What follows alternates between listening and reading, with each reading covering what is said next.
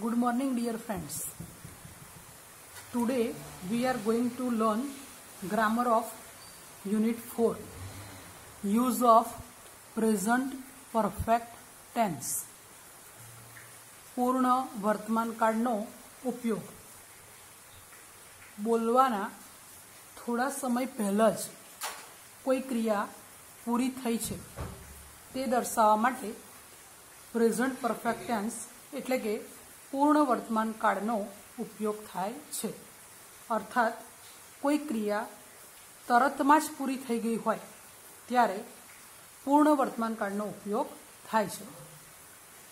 પૂર્ણ વર્તમાન કાળની વાક્ય રચના જોઈએ તો હેઝ કે હેવ પ્લસ ક્રિયાપદનું ભૂતકૃદંતનું રૂપ જેને ઇંગ્લિશમાં પાસ્ટ પાર્ટિસિપલ કહેવાય છે.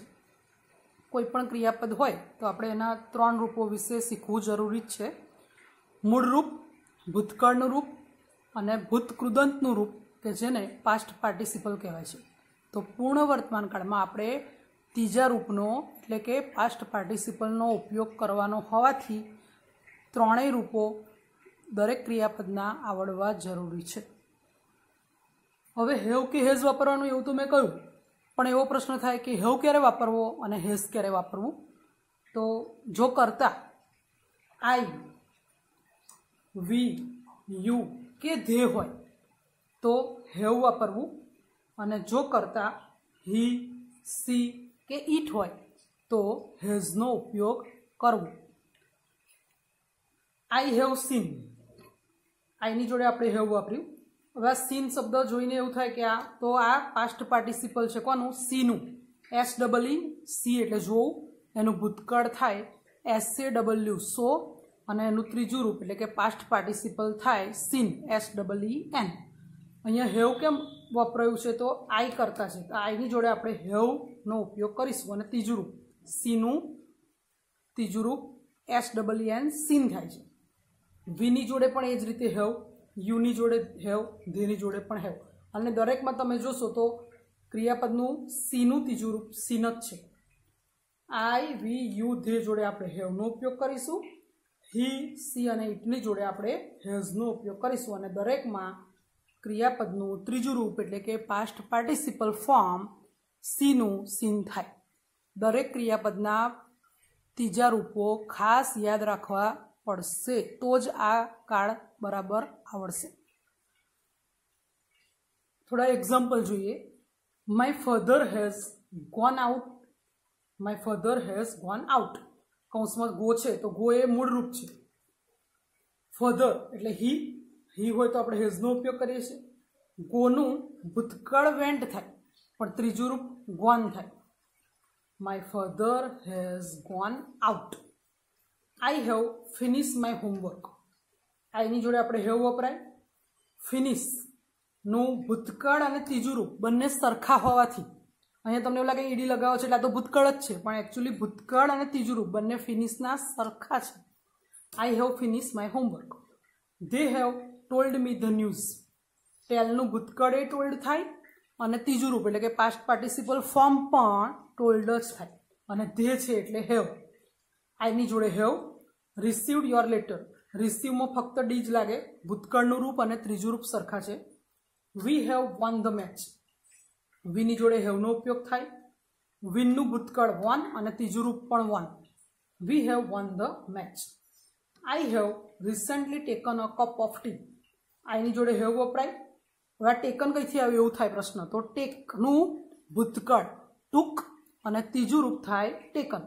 I have recently taken a cup of T. હવે પૂર્ણ વર્તમાન કાળ સાથે કેવા કેવા ક્રિયા વિશેષણોનો ઉપયોગ થાય એ આપણે જોઈએ. તો પૂર્ણ વર્તમાન કાળ દર્શાવતા ક્રિયાપદ સાથે જસ્ટ, ઓલરેડી, યટ, એવર કે નેવર જેવા ક્રિયા વિશેષણોનો ઉપયોગ થાય. નકાર વાક્યની જો વાત કરીએ તો એની વાક્ય રચના કરતા વત્તા હેઝ કે હેવ વત્તા નોટ અને ક્રિયાપદનું ભૂતકૃદંતનું રૂપ એટલે કે ત્રીજું રૂપ પાસ્ટ પાર્ટિસિપલ ફોર્મ. અને પ્રશ્ન વાક્ય તો વાક્યની શરૂઆતમાં હેઝ કે હેવ મૂકવાનું, પછી કરતા ક્રિયાપદનું ભૂતકૃદંતનું રૂપ મૂકવાનું. હવે આપણે step by step just, already, yet, ever અને નેવરનો યુઝ જોઈએ. જસ્ટનો ઉપયોગ ક્યારે કરવો અને પહેલાં તો એનો અર્થ શું થાય? તો જસ્ટ એટલે હમણાં જ. જસ્ટ શબ્દનો અર્થ થાય હમણાં જ. જસ્ટ શબ્દ ક્રિયા હમણાં જ થઈ છે એવું સૂચવે છે. આપણે ઘણીવાર બોલીએ મહેમાન આવે ત્યારે હમણાં જ ચા પીધી, લો તમે આવ્યા. તો હમણાં જ ચા પીધી એ જસ્ટ કહી શકાય. તો હેવ કે હેઝ પછી પરંતુ ભૂતકૃદંતની પહેલાં જસ્ટનો ઉપયોગ થાય. હેવ કે હેઝ પછી પરંતુ ભૂતકૃદંત એટલે કે પાસ્ટ પાર્ટિસિપલની પહેલાં જસ્ટનો ઉપયોગ થાય છે. એક્ઝામ્પલ જોઈએ. આઈની જોડે have just taken a cup of T. ત્રીજા રૂપની પહેલાં જસ્ટ મૂકવાનું. આઈ પછી હેવ, ત્રીજા રૂપના પહેલાં જસ્ટ મૂકવાનું. અમે હમણાં જ પીધી. I have just taken a cup of tea. Taken, take, took, taken. My father has just come from his office. Father એટલે હી, એની જોડે આવે હેઝ, જસ્ટ. હવે આ કમ જે છે એ મૂળ રૂપે છે, એનું ભૂતકાળ થાય કેમ, અને પાછું એનું પાસ્ટ પાર્ટિસિપલ ફોર્મ કમ થાય છે એટલે કમ મૂકેલું છે. ફ્રોમ હિઝ ઓફિસ, મારા પિતાજી અથવા પપ્પા હમણાં જ ઓફિસથી આવ્યા છે. They have just completed their work. ધેની જોડે હેવ જસ્ટ કમ્પ્લીટેડ. કમ્પ્લીટનું ભૂતકાળનું રૂપ અને ત્રીજું રૂપ કમ્પ્લીટેડ થાય ધેર વર્ક. તેઓએ હમણાં જ તેમનું કાર્ય પૂરું કર્યું છે. ઓલરેડીનો ઉપયોગ જોઈએ. ઓલરેડીનો અર્થ ક્યારનું અગાઉથી અથવા પહેલેથી થાય છે. ક્રિયા પૂર્ણ થઈ ગઈ છે એવો અર્થ દર્શાવવા પૂર્ણ વર્તમાનકાળ સૂચક ક્રિયાપદ સાથે ઓલરેડીનો ઉપયોગ થાય છે. વાક્યમાં હેઝ કે હેવ અને ભૂતકૃદંતની વચ્ચે ઓલરેડી શબ્દનો ઉપયોગ થાય છે. હેઝ કે હેવ પ્લસ ઓલરેડી પ્લસ ભૂતકૃદંતનું રૂપ. એક્ઝામ્પલ જોઈએ. I have already taken a bath. I છે એટલે હેવ વાપરીશું. ઓલરેડી ભૂતકૃદંતનું રૂપ. I have already taken a bath. મેં તો ક્યારનું નહીં લીધું છે. She has already made tea. તેમણે ક્યારની ચા બનાવી દીધી છે. મેડ છે, મેકનું ભૂતકાળ મેડ, ત્રીજું રૂપ પણ મેડ. તેંડુલકર હેઝ, તેંડુલકર એટલે હી છે એટલે has already scored a century. સ્કોરનું ભૂતકાળ અને ત્રીજું રૂપ સ્કોર્ડ થાય. યટનો ઉપયોગ જોઈએ. પહેલાં તો યટનો અર્થ હજી અથવા હજી પણ થાય છે. યટ શબ્દનો ઉપયોગ મોટે ભાગે નકાર વાક્યમાં કે પ્રશ્ન વાક્યમાં થાય છે. એક્ઝામ્પલ જોઈએ. Rahul Dravid has not hit 6 yet. આપણે મેચમાં કહીએ કે હજુય છગ્ગો એમણે ફટકાર્યો નથી, હજુ પણ નથી ફટકાર્યો. તો હજુ પણ નથી ફટકાર્યો એવું કહેવા માટે યટનો ઉપયોગ થાય. રાહુલ દ્રવિડ હી છે એટલે હેઝ, નકાર વાક્ય છે એટલે નોટ, હિટ ના ત્રણેય રૂપો સરખા છે. અ 6 યટ, રાહુલ દ્રવિડે હજુ સુધી છગ્ગો ફટકાર્યો નથી અથવા માર્યો નથી. He has not written my dictionary yet.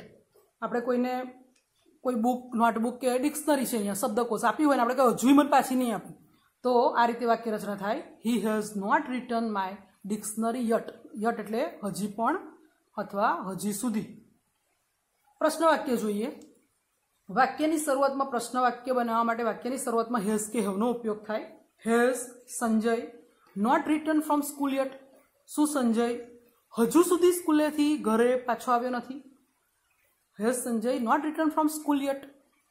Why haven't you cook yet. તમે કેમ હજુ સુધી રસોઈ નથી બનાવી?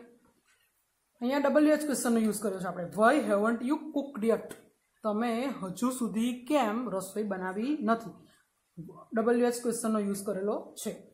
હવે જોઈશું આપણે એવર અને નેવરનો ઉપયોગ. એવરનો અર્થ કદી અથવા ક્યારેય થાય છે, જ્યારે નેવરનો અર્થ કદી નહીં થાય છે, ક્યારેય નહીં. ભૂતકાળમાં કર્તાએ કદી કોઈ ક્રિયા કરી છે કે નહીં તેની જાણકારી મેળવવા માટે પૂર્ણ વર્તમાનકાળ સૂચક ક્રિયાપદ સાથે એવર શબ્દનો ઉપયોગ પ્રશ્ન વાક્યમાં થાય છે. ભૂતકાળમાં કર્તાએ અમુક પ્રકારની ક્રિયા કદી કરી નથી, ક્યારેય નથી કરી, જીવનમાં ક્યારે પણ ના કરી હોય તેની જાણકારી આપણે મેળવવી હોય ત્યારે પૂર્ણ વર્તમાનકાળ સૂચક ક્રિયાપદ સાથે નેવર શબ્દનો ઉપયોગ થાય છે. એક્ઝામ્પલ જોઈશું પહેલાં એવરના ને પછી નેવરના. Have you ever travelled by air? શું તમે ક્યારેય પ્લેનમાં મુસાફરી કરી છે? Have you ever travelled by air? Have you ever been to Delhi? શું તમે ક્યારેય દિલ્હી ગયા છો? I have never smoke. મેં ક્યારેય ધૂમ્રપાન કર્યું નથી. નેવર ક્યારેય કર્યું નથી. My father has never taken tea. મારા પિતાજીએ ક્યારેય ચા પીધી નથી. ટેકન આપણે વાત થઈ એમ ટેક, ટુક અને ટેકન. ટેક એ મૂળરૂપ, ટુક એનું ભૂતકાળ અને ટેકન જે છે એ પાસ્ટ પાર્ટિસિપલ ફોર્મ અથવા ગુજરાતીમાં કહીએ તો ભૂતકૃદંતનું રૂપ. ત્રણેય રૂપો ખાસ તૈયાર કરવા પડશે. Thank you.